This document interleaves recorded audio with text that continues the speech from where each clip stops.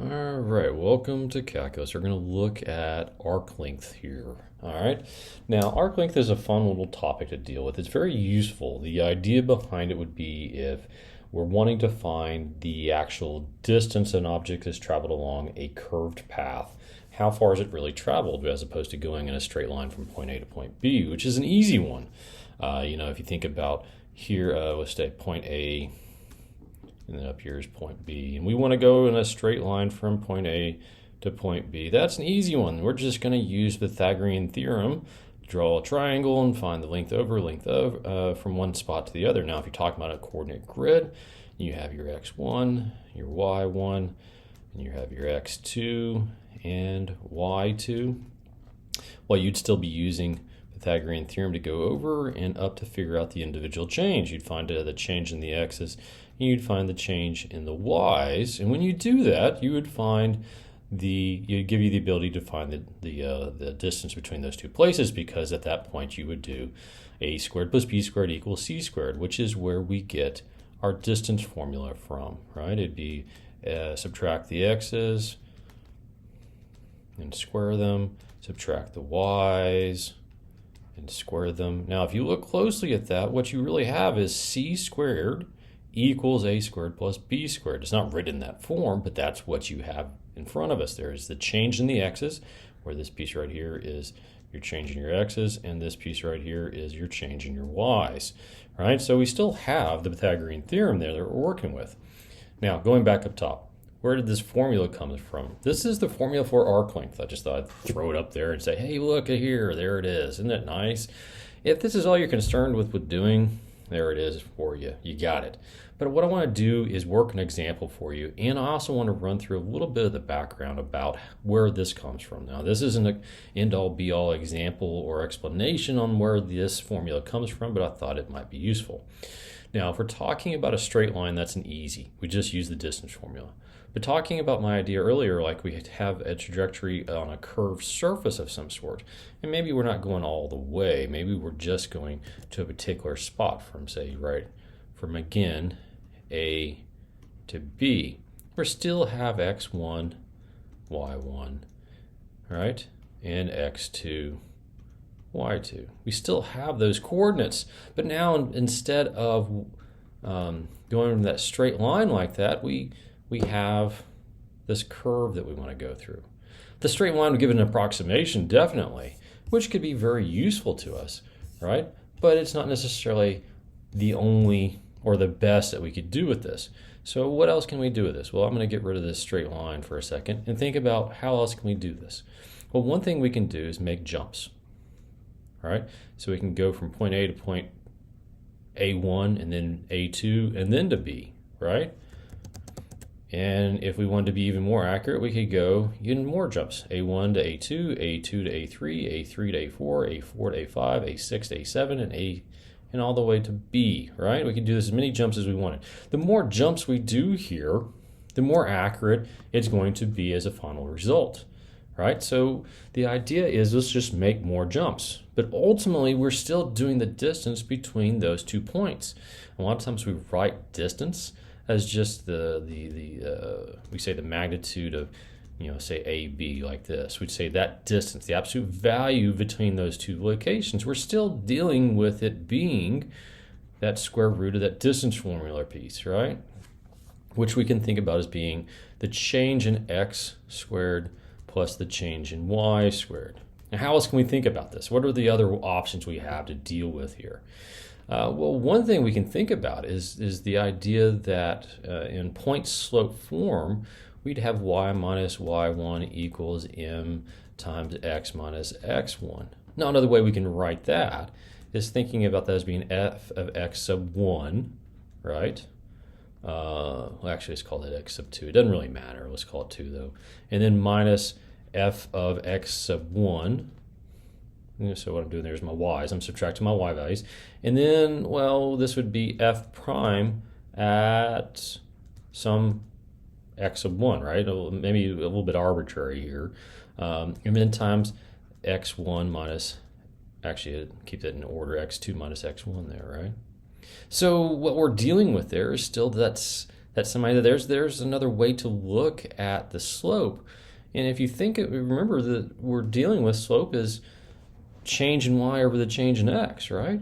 So if we remember that, and we can remove some of these pieces here, and just think of these in terms of, say, arbitrary x's. So x sub I minus 1, and x sub I, and x sub I, and x sub I minus 1.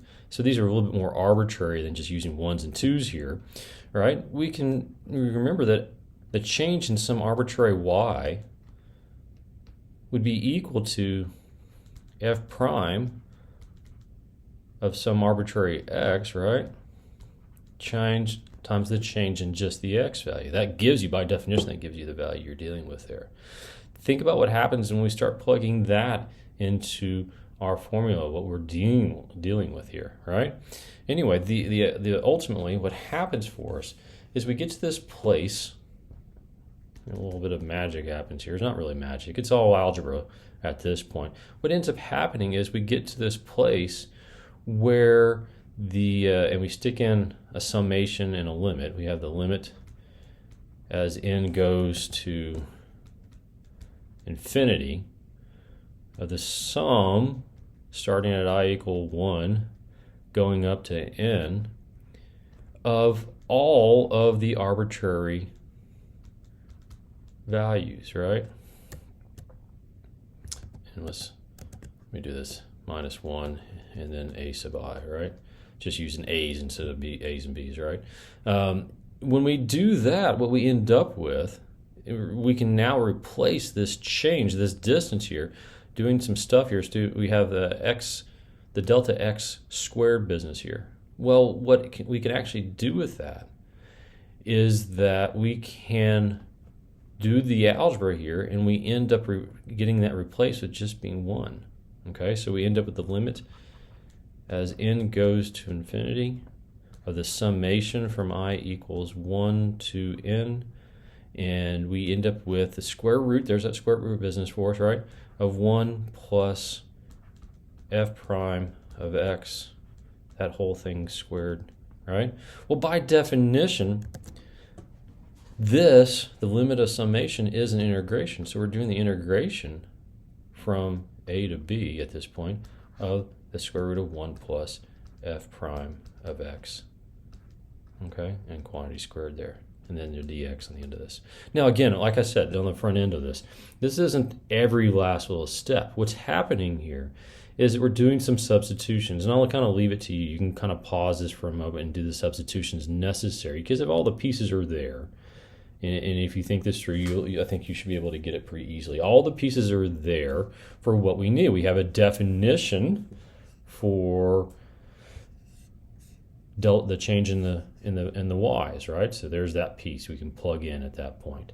And then we can also think about what else can we do, right? Well, what are the other parts and pieces that we have there that come along with that? Because it ends up being that when we do that process and we do all the multiplication, there's a factoring that we can do, and we do the factoring, we actually end up to being able to pull out a delta x there, and we do that integration. That delta x tells us that we're doing dx. Okay, so there's that. So an example, right? Examples are always easy to make this a little bit more real and useful to us. So what else can we do with this? So let's take a example that might seem on the surface to be a little messy. Okay, let's say that we want to find the distance or the length of an arc, and let's say we have y squared equals x cubed, and we're talking about from the point 1, 1 to the point 4, 8. All right, now we have the ability here to choose what variable we want to work with, because we can only integrate according to a single variable at a time. So I can rewrite this as y is equal to x to the 3/2, or I could have written this as x equals y to the 2/3, whichever we want to work with. Since I'm choosing this, my integration variables are going to be x equal to 1 and x equal to 4, because that's where I'm beginning and ending my interval. Now, the way this formula worked was I had to have my derivative, so I need y prime. So y prime here is going to be 3/2 x to the 1/2. So that's my f prime function. So now to find my limit, which, not my limit, I'm sorry, my arc length, which I often write with an L, sometimes it's written with an S. There are other variables that are used as well to designate that is the length, arc length there.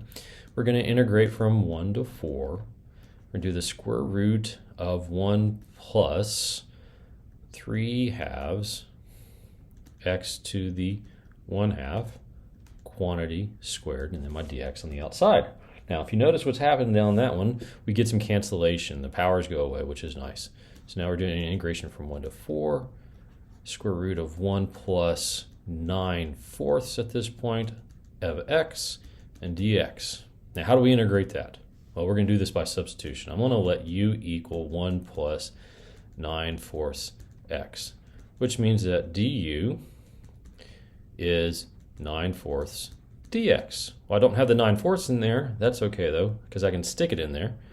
So that means I can do 4/9, because what I would need to do is divide both sides, right? I'd have 4/9 du equals dx. And when I do that, I'd end up with the integration. And I'm going to leave those bounds off for a second. I'm going to put little boxes here like this, because I'm going to leave those bounds off just for a second and talk about that. So the integration of u and then du on the outside. Now I can do this. I can do this integration of u quite easily at this point. I'm leaving the bounds blank for a second because I can do one of two things. I can then take my values for x equal 1 and x equals 4 and plug them into the u and find the corresponding u values, right? Or I can, after I do my integration, switch this back to x and then go back and put in my 1 and 4, which is what I'm going to do here. So I'm going to do 1 4/9 integration from blank to blank of u to the 1/2 power. So remember, I had to add 1 to the exponent. So that's u to the 3/2 power, divide by the new power, so it's divided by 3/2. And then I'm evaluating from blank to blank, all right? So now I need to convert this back over to my x's, and at the same time I'm going to take care of that division by 3/2, which is multiplication by 2/3. So that gives me 8/27. And that's a lovely 7. Try that again, make it a little bit more legible. And here I now have 1 plus 9/4 x. Let's make that again a little bit more legible. Okay. To the 3/2 power, okay, evaluated from 1 to 4, and then you just plug in 1 to 4. So it's 8/27 evaluated, and then we do 1 plus 9/4 times 1. I'm going to put my parentheses right there. There we go.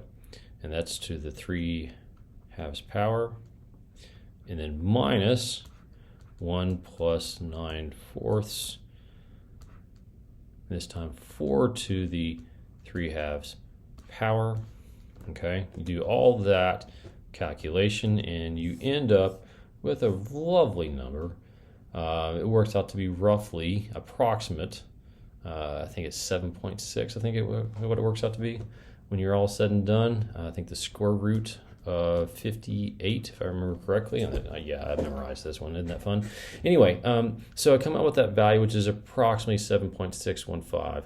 And we have those values. You can kind of do these in between steps just to kind of prove that to yourself at this point, and working with it from there. Okay, so there you go. There's that process with an example. These are pretty straightforward. The hardest part of these is going to be the integration, which a lot of times can be taken care of by substitution. There aren't very many cases when parts is useful, but also some of your trig substitutions with arc trig functions will work as well. All right, I hope you enjoy. Let me know if you need additional examples or details. Take care.